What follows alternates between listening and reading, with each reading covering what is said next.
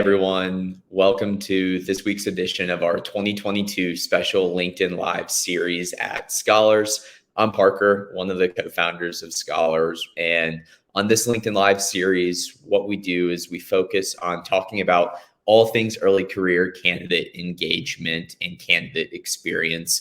In this current market, there's a lot of questions about what should employers and recruiting teams be doing to truly maximize early career candidate experience? And at the end of the day, what do early career candidates actually want from employers, in making sure that we take that mindset and truly ensure that it's applying strategically to our strategies of how we are delivering and thinking about an early career candidate experience that is truly maximizing engagement and reputation for our early career employer brand.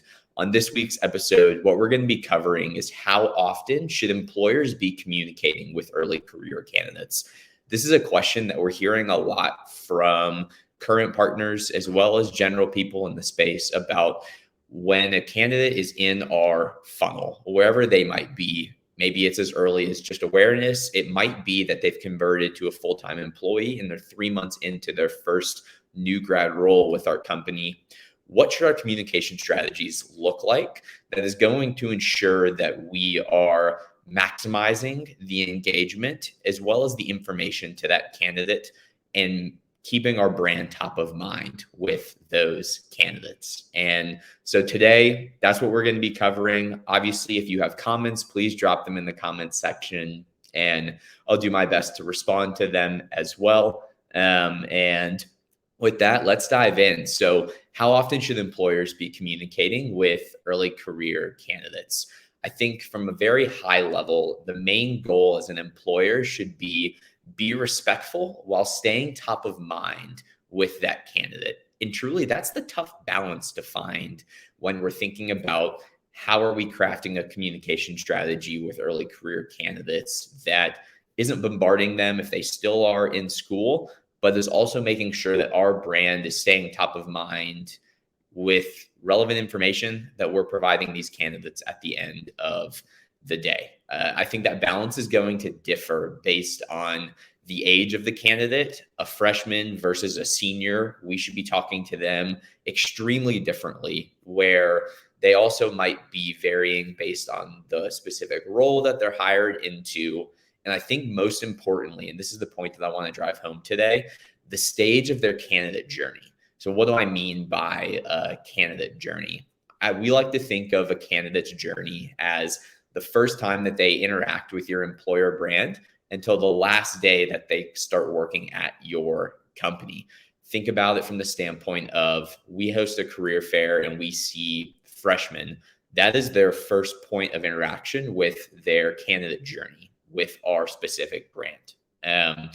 So how do we, within that journey, within their story that they're hearing from our recruiting team, do our part to achieve that balance of being respectful, but also staying top of mind? And how do we go about strategizing with that goal in mind based on where the candidate is in that specific candidate journey? Every candidate's journey is going to start at different times and consists of different themes based on where they are entering their journey with our brand. And I think that it's important for us to lay out a picture of what our kind of ideal candidate's journey is with our brand, have those themes broken out, and strategize what communication looks like at every point in that candidate's journey, so that we can then do our part of analyzing, hey, a candidate comes in at this point, this is what their communication is going to look like with our brand moving forward. Break it out as well into different types of campaigns, themes, to help really determine what that cadence is going to look like. Spoiler alert, your cadence of communication should differ based on where that candidate is coming into their journey with your recruiting team.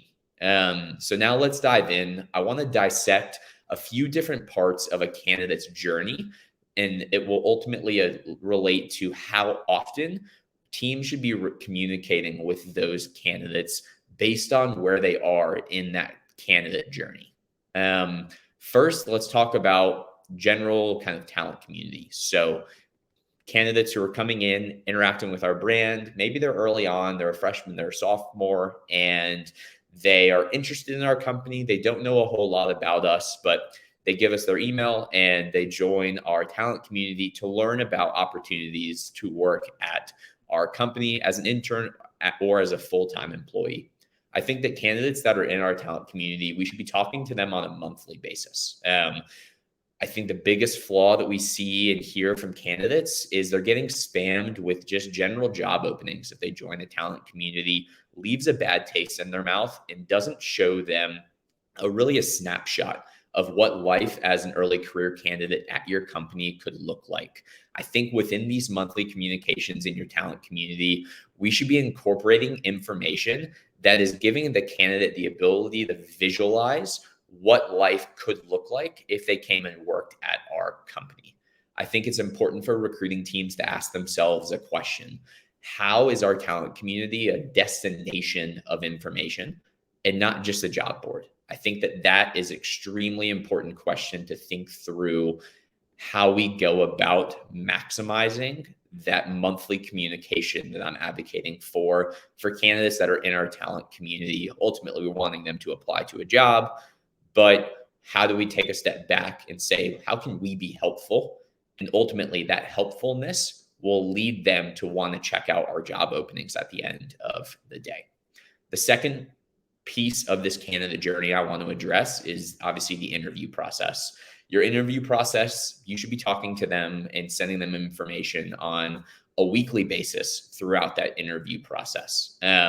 Yesterday, I was talking to a team and I heard an awesome term and value that they carry, which is called radical transparency. So any candidate going into their interview process, they are radically transparent about what the expected duration of the interview process is going to look like, with that radical transparency in mind, which, by the way, I just love that phrase for conceptualizing an effective communication strategy during an interview process.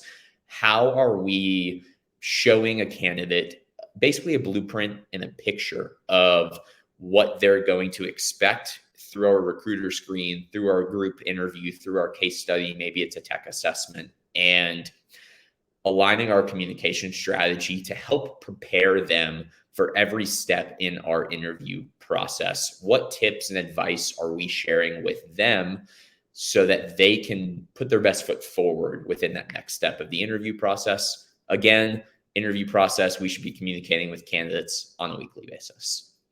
The third part of this candidate's journey is going to be the post-offer journey. So after a candidate has accepted an internship or a full-time offer with our team, how are we conceptualizing that communication with that candidate? I think that a post-offer communication strategy should be broken down based on the duration of that interim time between offer acceptance and start date. I'm going to break it down into 3 specific kind of time frames that we see most common from a standpoint of post-offer acceptance to start date. And hopefully this will help. If yours is a bit longer, maybe it is a bit shorter. But if there's 4 months in between the time a candidate accepted an offer and started, we should be sending them information on a bi-weekly basis. Think about that bi-weekly basis in that 4-month journey in kind of 2 parts. The first part being our nurture campaign, where we're sending helpful information, videos from our team, get them excited about what it's like and what life is going to be like working for our company. Where the second half of that 4-month journey is more actionable items. So we might need their address. We might need to send them swag. We might then need them to fill out some HR forms, you name it. But a 4-month journey, we should be communicating with candidates on a bi-weekly basis and break that out into almost like a nurture campaign versus an actionable items campaign, so to speak.